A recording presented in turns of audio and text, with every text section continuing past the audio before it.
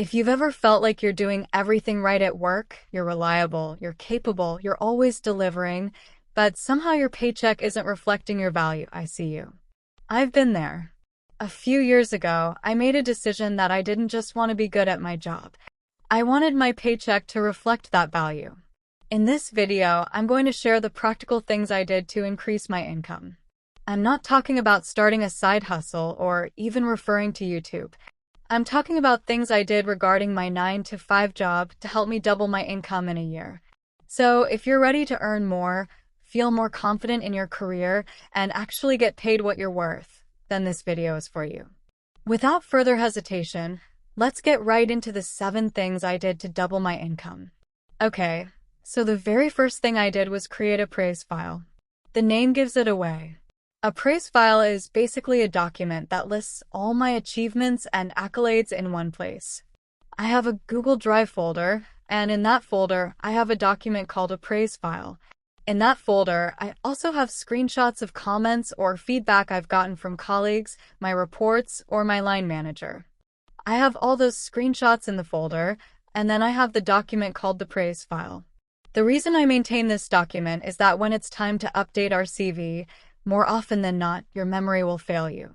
You're going to forget all the things you've achieved over the years that are worth highlighting on your CV. I like this document because it's like a living, breathing CV. So whenever I have to update my CV, I just open my praise file, take points from there, and build my CV. It's very important to create one if you don't have it and start maintaining it. I update mine quarterly. So every quarter, at the end of every 3 months, I reflect on everything I did for that quarter and update my praise file accordingly. It's very good because, trust me, they say the dullest pen is better than the sharpest of brains. You're likely going to forget your achievements if you don't have a place where you're keeping all these things. It comes in handy when it's time to talk about a salary increase or negotiate a pay raise. I don't just go into these conversations saying, I feel like my salary should be increased, or, oh, I feel like my pay should be increased. No, I have concrete written evidence of all the ways I've contributed to the company's goals or achieved my KPIs. Having this recorded gives me confidence to approach conversations about salary increases or negotiate my salary confidently. The second thing I did that helped me double my income is I asked for feedback and closed my skill gaps.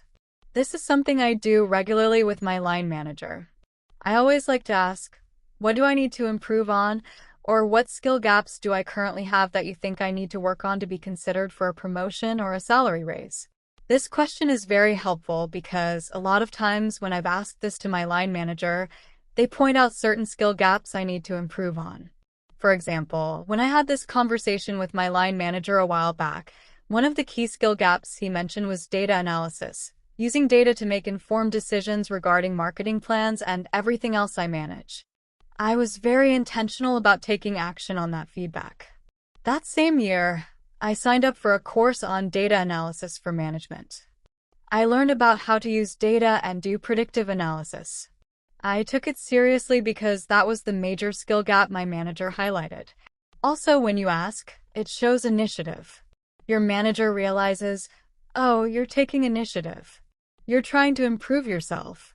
Trust me, I'm a manager. There's no manager who doesn't want a repartee taking initiative and trying to be better at their job. The second thing asking that question did for me is it gave me a clear roadmap.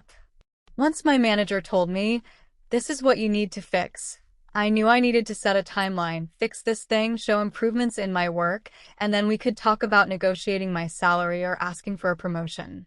The last thing is it helped me close gaps I didn't even realize were holding me back. If I hadn't asked these questions, honestly, I wouldn't have known. Until he pointed it out, I thought I was great at my job and everything I did was well. But until I asked that question, I didn't realize there was a gap. It's one thing to ask for feedback. It's another to implement that feedback and close the gaps that have been highlighted. So ask for feedback and close the skill gaps that have been mentioned. The third thing that helped me double my income is that I negotiated my salary with a plan. Negotiating or having conversations about money, trust me, is not one of my strongest fortes. You might think, oh, you're on YouTube. You talk about money all the time. Yes, I do. But when it comes to negotiating my own salary or money that has to do with me, that was not a strong suit of mine. I wasn't the best at negotiating. I found the conversation to be very awkward or intense. I realized this was a problem I had and I needed help. So what I did was reach out to a career coach and tell them, this is what I want to do. I need help. I need strategies on how to negotiate effectively. One thing we created from those conversations with the career coach was an outcome table. An outcome table means, if this, then what? Rather than just approaching negotiation or trying to talk about a salary increase, it's about approaching it with a plan. I had a plan going into the conversation. If this is the outcome, this is what I would do. There was a good case scenario, a best case scenario, and a worst case scenario. The good case scenario is that I ask for an increase, and instead of getting the full amount requested, I might get half, or I'm told to come back later, and we'll talk about it again. The best case scenario is that the salary increase I'm asking for, I get 100%. The worst case scenario is I ask for an increase, and I'm told no. By having this outcome table, I wasn't just spiraling in my mind. I was strategic about what I was doing in that conversation and what I was trying to achieve. I already shared this outcome table in my newsletter. I have a newsletter I send out every Monday on finances, financial tips, and sometimes personal reflections. If you want to get my newsletter every Monday, make sure to sign up for free using the link in the description box below. Here's an example of an outcome table. The best case scenario was my boss agrees to my requested salary increase. My action? I'll celebrate, send a follow-up email to reiterate the conversation, and request an updated contract in writing. It's very important to have everything in writing. The good case scenario is my boss says it's not a good time, but we can talk about a salary increase in 1 to 2 months, or my boss agrees to half the amount I'm requesting. In either case, I put an action here. If postponed, I will set a follow-up reminder and ask what success looks like to get that raise. What do I need to do for that raise to be approved? If they agree to half, I would acknowledge the raise, express gratitude, and ask what I need to do so that next time, when I ask for a raise or when it's time to be considered for a raise, I get the full raise I'm looking for. Then, I'll create a personal timeline to revisit it. As you can see, it's a very strategic plan. If this, then this. The worst case scenario is my request is denied. I'm going to ask for feedback, update my CV, and begin looking for external opportunities. This is an example of an outcome table I worked on with the career coach. Once again, the link to sign up for the newsletter is in the description box below. The next thing I did to double my income is that I upskilled with intention. Every year, I try as much as possible to level up my skills. Continuous education is very important for career progression. The most important thing here is that the skills, courses, or certifications I take are not just for the sake of it. I'm very intentional about the courses I take. I don't just take them to check a box like, oh, I've done a continuing education course this year. No, I look for skills, courses, or certifications that are relevant to my job or will help me become better at something regarding my job. For example, this year, I took a course on becoming an empathic manager, being more conscious of people's emotions and the emotions they bring into work. That's something I needed to improve on, and I took that course. In 2022, I took a 6-month diploma in digital marketing, and it has really paid off for my career. I'm constantly improving my skills every single year. I don't just choose these skills blindly. People ask, how do I know what certification I need to take? I don't always do this blindly. There are things from my day-to-day interactions with my colleagues and people I manage that make me think, okay, I need to improve on this. But not just that, I also do a skills audit. I look for people who are ahead of me, doing the same thing I am, but at the next level. I look at their career trajectory on LinkedIn. What do they do? What certifications do they have? And how these might have helped them. So when I look, I'm like, okay, I need to take this course. This person has it, that person has it. It seems relevant for my industry. I also ask my mentors and peers on the same level as me, what courses are you taking? What certifications are you looking to get, or what are you trying to improve on?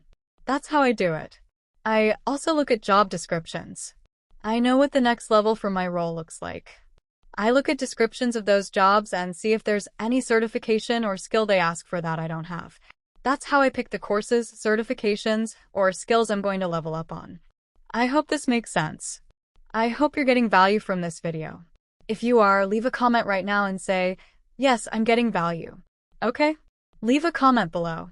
The next thing I did to double my income is that I knew my market value and kept my CV ready. You can't ask for more money if you don't even know what your current role is worth on the market. Once in a while, I speak to recruiters. I also have recruiters reach out to me on LinkedIn with different jobs. When I talk to them, I try to find out what the average going salary for my role is in the market right now. That way, I constantly know if I'm being underpaid or if I'm on par with the job market in general. Doing this helps you know where you stand and how much wiggle room you have if you want to negotiate your salary. Equally important is keeping my CV up to date. When I'm updating my praise file, I'm also looking at my CV and trying to update it as well. I try to do this quarterly, just update my CV and keep it current. I've been at my current job for almost 3 years now, and I still see myself being here, but that doesn't mean I'm not going to update my CV. It doesn't mean I'm not going to stay ready should anything happen. Last but not least, I learned to articulate my value. A lot of us are good at our jobs, but when it comes to talking about ourselves or presenting ourselves in the best light, we struggle. You need to be able to articulate your value so you can communicate it and convince the next person why you deserve that raise. A lot of people think, oh, I just need to be hardworking, put my head down, and do my work. Something I've learned is that hard work alone doesn't really move the needle. What you need is to track your outcomes and speak up for yourself. Men often tend to be more confident. They speak up more in meetings and so on. Something I've learned growing in my career is that you have to speak up for yourself. It's not enough to do the work. You need to talk about the work. You need to be able to articulate your value properly, especially when going in for a conversation about a salary raise or promotion. Beyond just articulating your value, you need to back it up with data. Use numbers as much as possible to communicate that value clearly. People pay for results, not effort. So, when you're putting in the effort, people will pay you for the results you achieve. You need to articulate your results properly and effectively. Last but not least, which is not tied directly to my job, is that I got clear on my spending. This video is about how I doubled my income, but beyond the salary increase, I also kept my lifestyle and spending at a baseline. Over the years, I've always given myself £300 every single month to spend. So £300 is what I spend on my nails, my hair, buying clothes, or whatever I want to spend on myself. This amount has been the same from 2022 to today, 2025, it's £300. I'm not increasing it because I don't see the need to. Even though my income has increased, my lifestyle has relatively stayed the same. I'm very clear on my spending. I know how much I spend every month and what I spend it on. I track my income and expenses religiously every month, so even if I don't do it manually, I know where my money goes. I have a full bird's eye view of my finances. I treat my personal finances like a business. I know my cash flow and my outgoings every single month. I practice delayed gratification. I don't buy every single thing I want to buy. I wait. I also have a fund beyond the £300 for personal monthly expenses called a Pamper Fund, where I put money every month. Once in a while, I give myself a massage or a treat. Basically, I'm really in charge of my finances. That has helped me a lot as my income increased to maintain a baseline and stay steady, rather than trying to match the increase I've gotten. Okay, guys, we've come to the end of this video. I hope you got value from it. Remember, all these things I'm sharing didn't happen overnight. These are things I did over the years, but these are the 7 core strategies that, stacked over time, have changed my money, my mindset, and my career. If you're trying to increase your income currently, I can tell you these strategies work.